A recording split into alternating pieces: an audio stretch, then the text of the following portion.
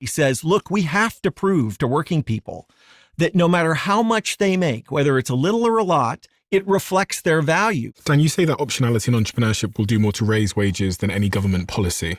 Yeah, so I believe that optionality is the most important thing. When someone has lots of options, then they don't accept terrible conditions. Well, if I have 10 companies that are wanting to hire me, I'm going to choose the best option, right? But if I live in a town where there's only one employer, like let's say there's one massive company that employs people, and you either work for that company or you're unemployed, then I have to accept whatever they're dishing out.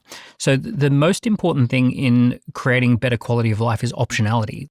Also, let's say you had no minimum wage, but if you had 10 employers and a limited pool of people who are available to work at those companies, they're going to have to bid against each other to create better and better working conditions and better pay.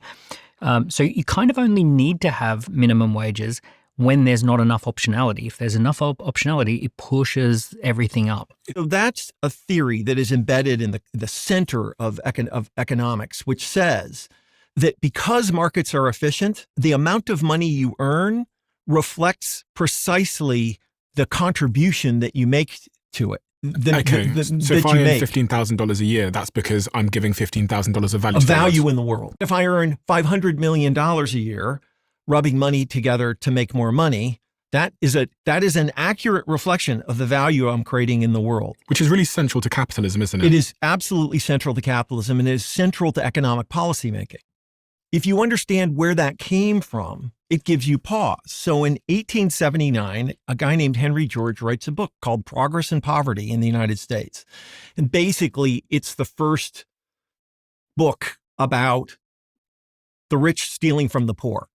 And this book isn't just a bestseller, it is the bestseller in the history of the United States. And the powers that be freak out. And JP Morgan brings this guy, John Bates Clark, to Columbia University, which is sort of the home of like Wall Street and stuff like that in New York, and says, fix this. And so Henry George writes a book called The Distribution of Wealth, in which he invents this idea called Theory of Marginal Productivity, which asserts this idea. But he says the quiet part out loud in the book. He says, look, we have to prove to working people that no matter how much they make, whether it's a little or a lot, it reflects their value. Because if they conclude that their work is worth more than they are paid, they will revolt and kill us all